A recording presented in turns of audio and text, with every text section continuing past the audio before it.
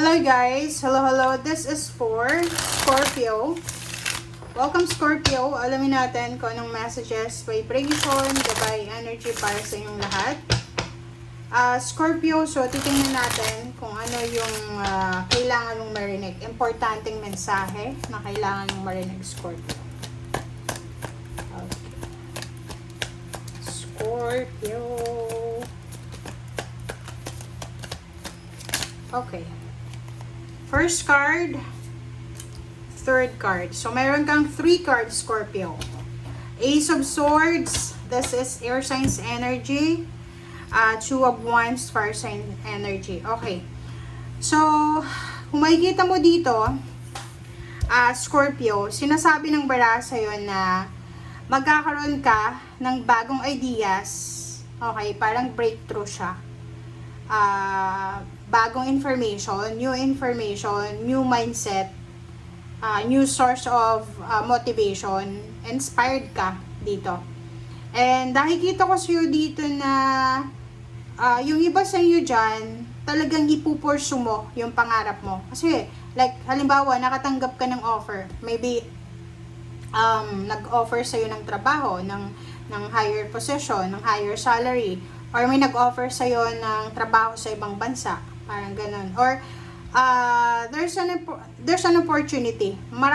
Hindi lang isa, maraming oportunidad ka na makikita na pwedeng magdadala ng pagbabago sa buhay mo. Or parang sinasabi ng barahan na may mga tao na posibleng maging daan, okay? You're connected, you're attached sa mga taong pwedeng makatulong sa'yo para mahanap mo yung pangarap mo sa buhay, okay? Makuha mo yung financial and emotional healing sa buhay mo. Alright, so let's check. Scorpio. Ang galing naman ng Scorpio na to. Okay, there's a wish fulfillment coming.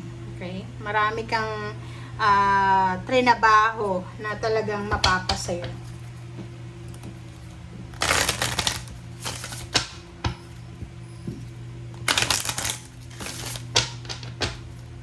Parang nakikita ko sa'yo dito, Scorpio, na isang Gemini, Libra, or Aquarius ang posibleng magdadala sa'yo ng balita or pwedeng yung mga taong yan ang posibleng magdadala sa'yo ng pagkakataon, oportunidad para matupad mo yung mga pangarap mo sa buhay.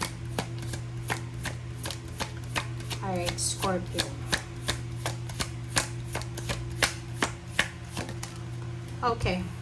Scorpio, take inspired action. So, talagang inspired ka dito, 'di ba? So, walang question diyan. Sinasabi ng bara sa'yo na yung balitang darating sa'yo, yung offer na darating sa'yo, ay magdadala sa'yo ng sobrang inspiration. Okay? Parang dati wala kang choices and options, and then now, makukuha mo siya, makikita mo. Okay, last quarter moon in Aquarius. So, the same din sa Ace of Swords. So, nakikita ko sa'yo dito na this is importante siya. Kasi, parang parehas to ng water sign na Pisces na may magbabago sa priorities nyo. So, ihanda mo yung sarili mo. Be careful sa mga decision making na gagawin mo, Scorpio. Kasi, kailangan mo ditong isipin, i-analyze yung situation. Kailangan mong mag-meditate, mag-reflect sa mga priorities mo. Kumbaga, kung gusto mong baguhin yung mindset mo, or kung parang feeling mo, kailangan kong baguhin yung priorities ko, gawin mo siya, okay? Be inspired, okay? Wag kang mawawalan ng pag-asa, or wag kang panghinaan ng loob. Halimbawa, gusto mo, dati siguro yung priority mo is pamilya, love life. Ngayon, pwedeng priority mo is pag-aaral, di ba? So, pwedeng nahuli yung pag-aaral, nauna yung pagpamilya.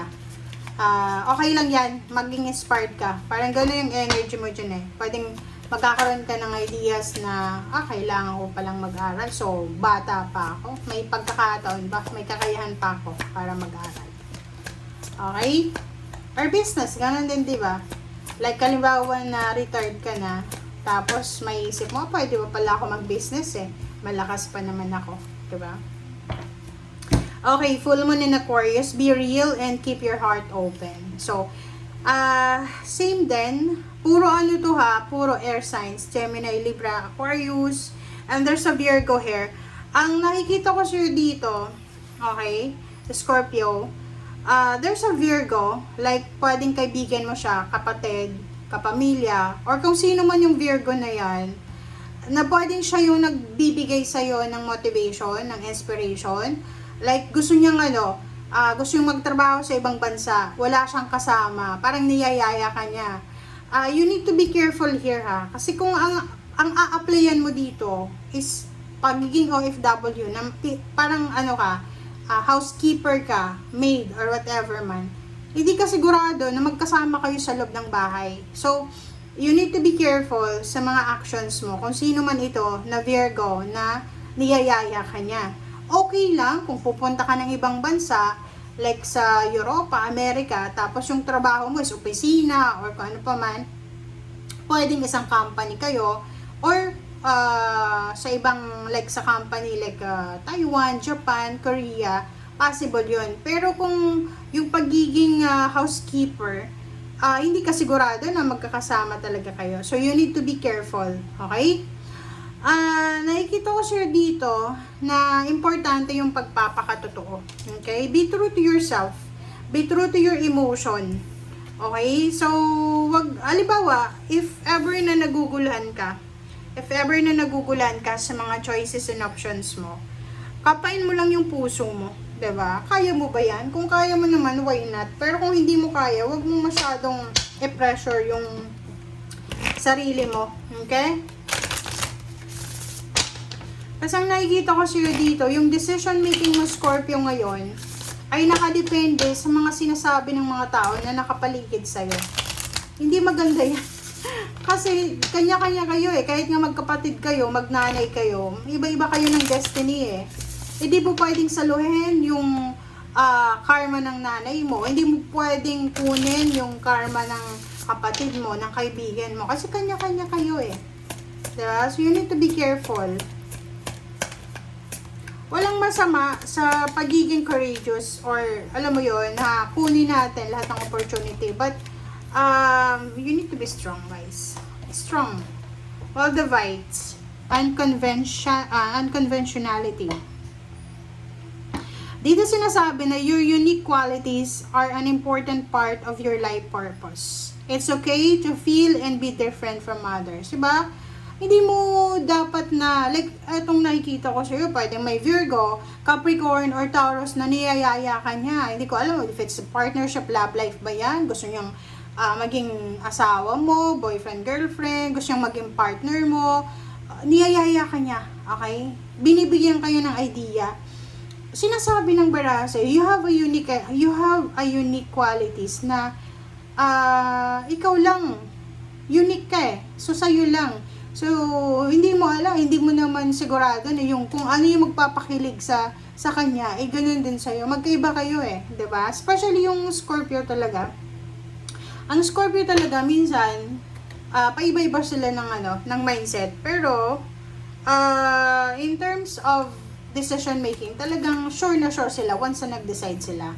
So, wag kang makikinig sa mga ina-advise sa'yo ng mga tao sa paligid mo. Sundin mo kung ano yung pagiging unique mo, kung ano yung gusto mo, kung saan ka masaya, kung saan ka, kumbaga, malaya. Doon yung focus mo.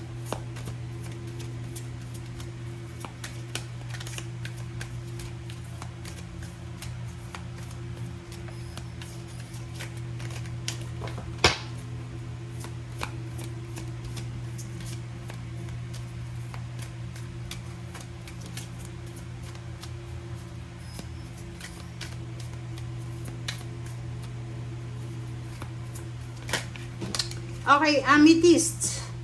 Amethyst, revealing your true self. As you allow others to know the real you, you'll feel love for who, diba? Relationship man yan, or whatever man, ipakita mo, show them kung ano ka. Iwasan natin yung maging parang kailangan mong itago yung nararamdaman mo kasi baka ang tingin sa'yo ay maging masama, parang gano'n. No.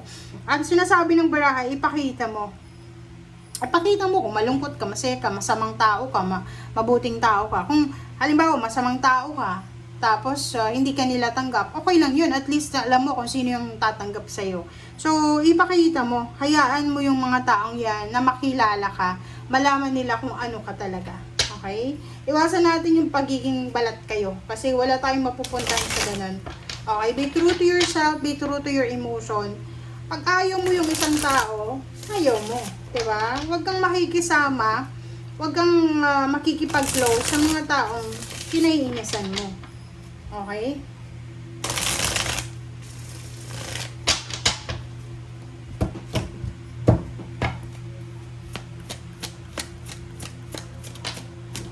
Okay.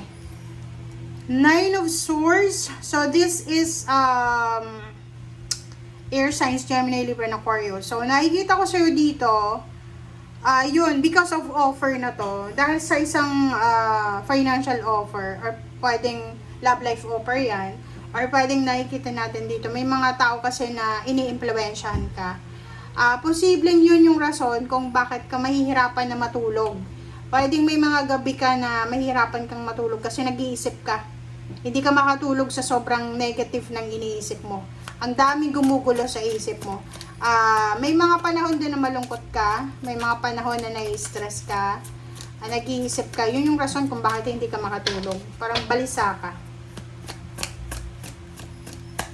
Parang nakikita ko yung Nine of Swords dito, masyado kayong natatakot. There's a fear, there's a worry, regrets, parang ganun. Okay, King of Pentacles. So, this is a lump sum of money. Earth signs, Virgo, Capricorn, and Tauro. So, ang nakikita ko sure dito, ang rason kung bakit hindi ka nakakatulog or natutulog ka madaling araw na it's because of money. Pwedeng hindi ka makatulog sa sobrang pag-iisip tungkol sa pera. Marami kang gustong gawin, marami kang perang gustong mahawakan, pero siguro sa ngayon, kailangan mong magpasensya. Huwag ka munang magmamadali, okay? Yung makikita mo dito, sinasabi ng bara sa'yo na yung mga desisyon nyo, may kailangan yung pagdesisyonan, parang gano'n, may kailangan pagdesisyonan or may kailangan kang gawin. Pero, kailangan mo daw munang pag-isipan kasi etong desisyon na to, na kailangan mong gawin, na involve yung pera, siya yung nagiging rason kung bakit ka na-stress. Hindi ka makatulog. Hindi ka makatulog kasi importante to eh. Parang sinasabi mo, kailangan kong tapusin siya, kailangan kong magdesisyon as soon as possible. Pwedeng nagmamadali ka, which is yung Ace of Swords, hindi siya maganda na magmadali ka sa pagdedesisyon. Like eto siya, 'di ba? Sabihin na natin, ang 4 cards na yan ay ang rason kung bakit ka hindi makatulog sa gabi, na stress ka, it's because nakatanggap ka ng balita na pwedeng malilito ka. Kailangan mo magdesisyon. Pwedeng kailangan mo mag-resign or ano ba yan? Please comment down below if you resonated, guys. Okay, Scorpio. Victory and success. This is travel. This is, parang nakikita ko dito, okay. So, yun, travel talaga siya. Meron dito na Scorpio na parang yun na nga, may mga taong ini-impluwensyahan ka. Ini-impluwensyahan ka na mag-travel. It's either gusto mong mag-travel, mag-abroad, or pumunta sa ibang lugar, parang ganon. And kung makikita mo dito, sinasabi ng bara sa'yo dito na you need to study the situation, verify the situation, magtanong-tanong ka, diba? Huwag kang masyadong magtitiwala sa taong ito na nag-o-offer sa'yo, lalo na kung tungkol yan sa pera. Sinasabi ng bara sa'yo dito na too good to be true, diba? Hindi mo sigurado to kung totoo siya. Alam mo sa panahon ngayon, mahirap magtiwala. Kahit kapwa Pinoy yan. Okay? Kahit na kamag-anak mo pa yan. Yung tagumpay, yung victory and success, nasa kamay mo yan. Kahit saan ka man pumunta, kahit sa Pilipinas ka, sa ibang bansa. Kung talagang you are destined na maging matagumpay, mangyayari yan. Gusto mong bumili ng sasakyan, gusto mong lumipat ng bahay, gusto mong mag-abroad, ano ba yung gusto mo? Gusto mong maging mayaman, gusto mong mag-invest, magtanong-tanong ka, maghanap ka ng real, parang ang tawag dito, ng tao na talagang totoo, yung tao na makakuha ka sa kanya ng tamang information, dalubhasa, professional, para hindi ka mahirapan sa mga information. Okay? Thank you guys. Bye!